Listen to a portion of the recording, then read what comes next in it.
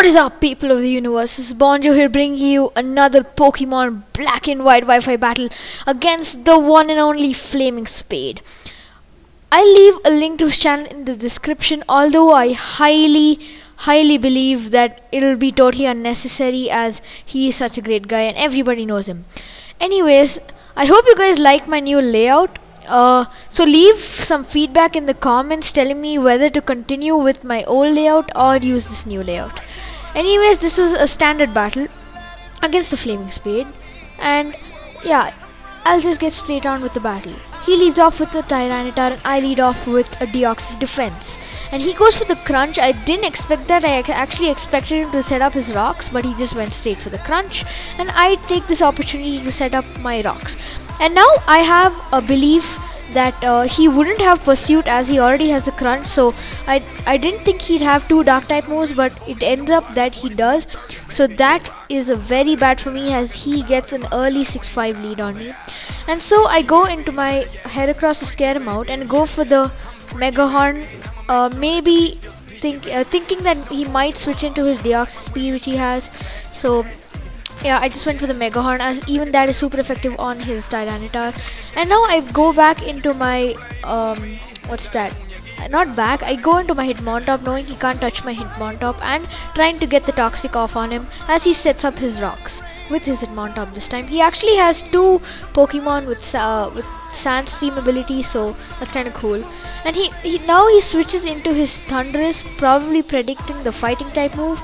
But I go for the Toxic. As I said, I really wanted to Toxic his Hippowdon as it was a wall, and Toxicking a wall is always a good thing. But even Thundurus was Toxic, so even that's pretty good. And now I predict him to predict my switch and go for Substitute or an electric move. So I just went for the Stone Edge knowing it will easily take him out, and it does easily break his sub.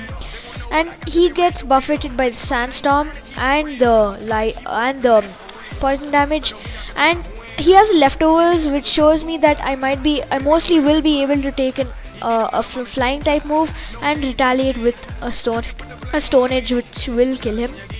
But he goes for the T-Bolt and I take this opportunity to go for the Rapid Spin to get rid of the rocks, knowing that poison damage will take him out the next turn. I do get the crit, which I'm not sure which it mattered too much, but I don't know, because his Deoxys is able to come in the next turn and finish me off with a Psycho Boost, where he actually gets a crit. I'm not too sure whether that mattered. I think that it did, because I would have been able to probably survive as I'm a special defense wall and Deoxys speed's special attack isn't that good, and I would have probably killed him with a Stone Edge. So anyways, crits are part of the game. I go into my Scizor. I predict his switch, go for a U-turn, or even he's in -2 special attack, so I knew he couldn't do anything to me and U-turn would easily kill him. And now I go to my Hydreigon, and this is Choice Specs, and I do carry the Surf, and I know nothing on his team will want to take a Choice Spec Surf, so I just go straight for that. And his Excadrill wouldn't like to. His Thundurus is dead. His Hippowdon, I just killed it. Tyranitar also not. And Deoxys speed would probably die because of its horrible defenses.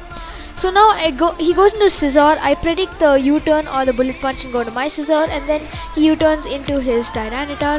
And now I know I will be faster than him, and so I go for the U-turn to get some major damage on it, because that Tyranitar is probably a special defense wall as Hippowdon was probably a physical defense wall, and Scizor's attack is amazing. I go into Gengar mainly as Death Fodder, knowing Gengar isn't much used to me in this game, and he goes for the Fire Blast and it does half, and I was like whoa, because Gengar's defenses are horrible.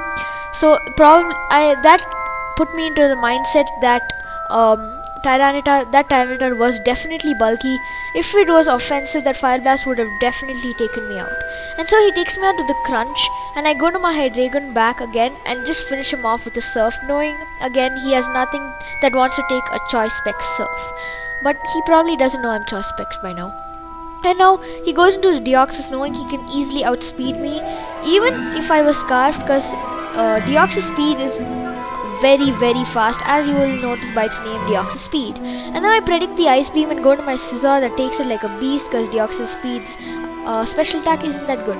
And now he goes back into scissor. I probably should have gone for a U-turn here to get the switch advantage, but I end up going for the bullet punch, knowing that it might kill the Deoxys speed and he might go for an attacking move, maybe the psycho boost or something, staying in his death fodder.